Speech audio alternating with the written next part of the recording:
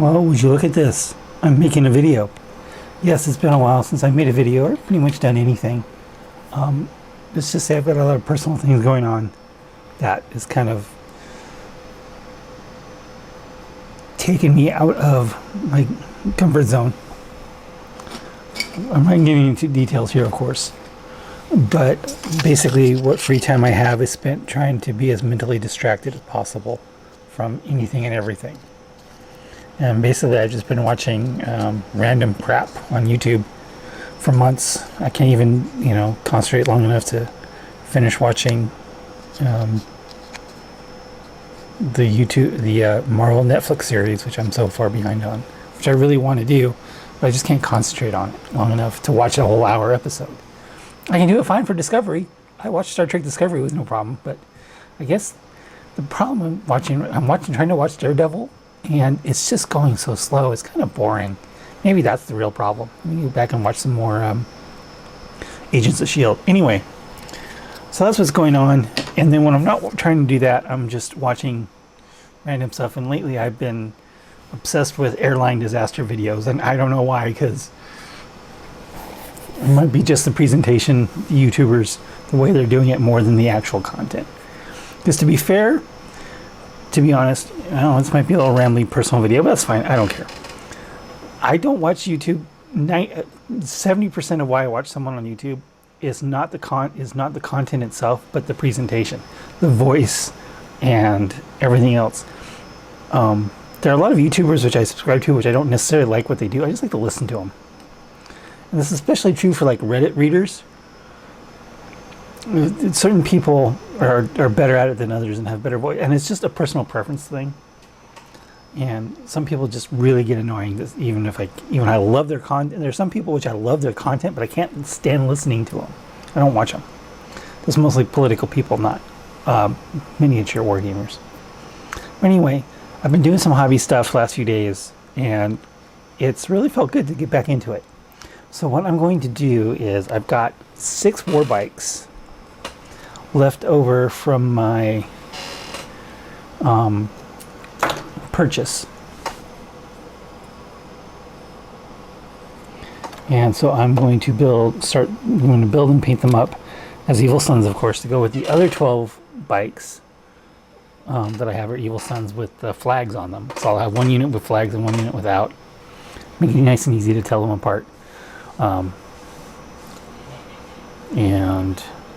I got the Warcopter now, which was, of course, Evil Sons, but I don't know if I'll be able to get to play it. So yeah, I'm going to build a second unit of war bikes, or at least the first 6, and then hopefully in a little bit I'll be able to afford the other 6. They're fortunately not that expensive. Of course, I 3D printed some bases for them.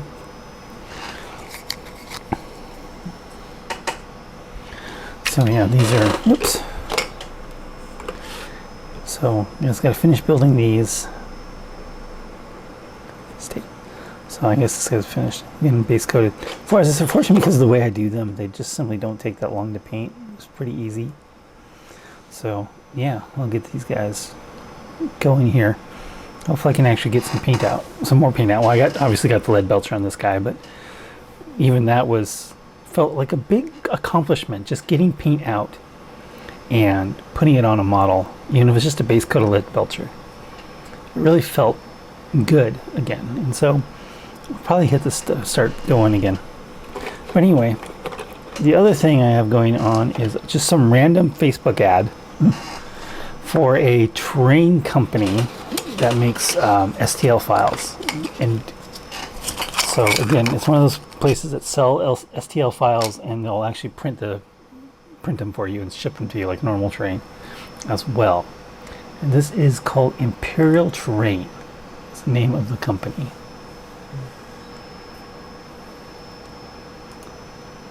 And yeah, imperialtrain.com. So I'll leave a link to the few, and they were just randomly offering a free STL file. So what the heck? I downloaded it, printed it. It took about 12 hours to print. But that was I had to reduce the size because this is the base of it, and the base as they sent it to me was too big to fit on my printer. It was like 11 and a half centimeters wide, and mine only does 10 by 10. So I reduced it to 80%. This is the fuel tank that comes with it. It's in 2 pieces with clips that hold it together. It's also glued, of course. And so, yeah, that's just a little free fuel tank that I printed out. It was kind of fun.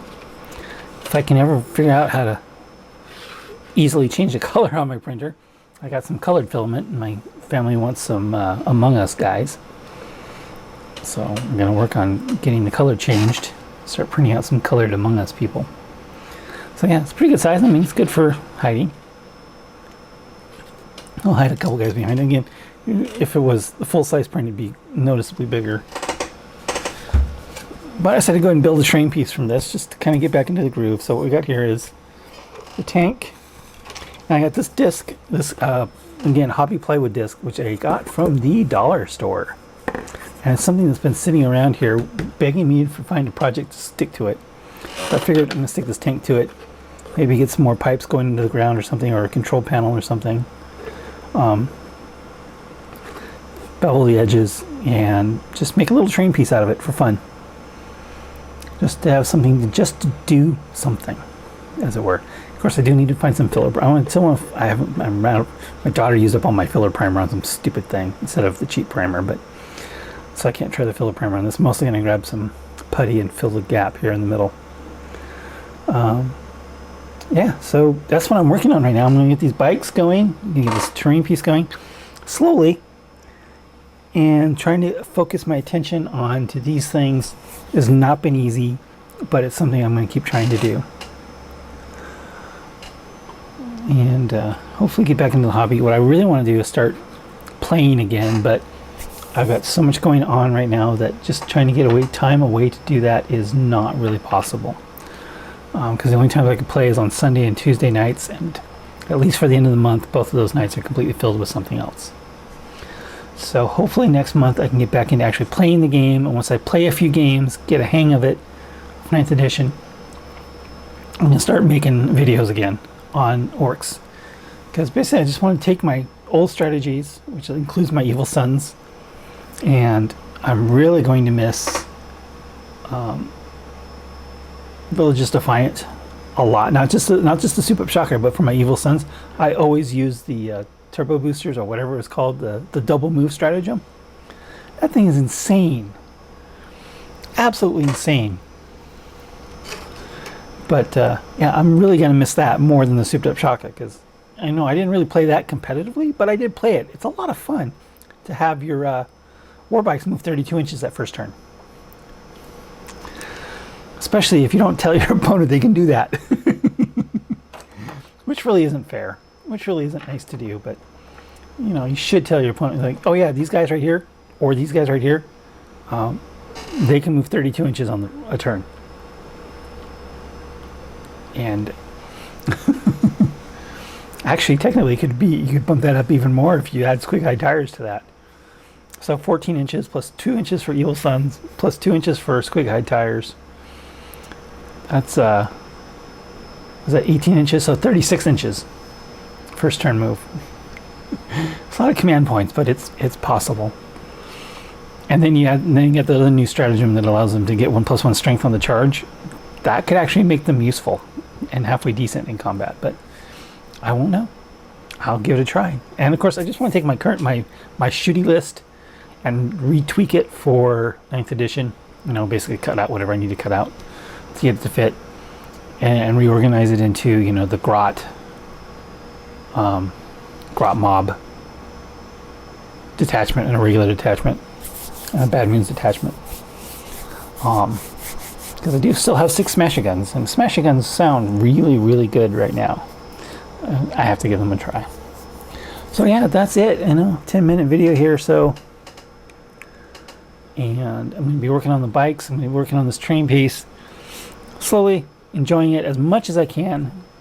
And hopefully getting in a better place mentally over the next few weeks. So if you got any questions, let me know.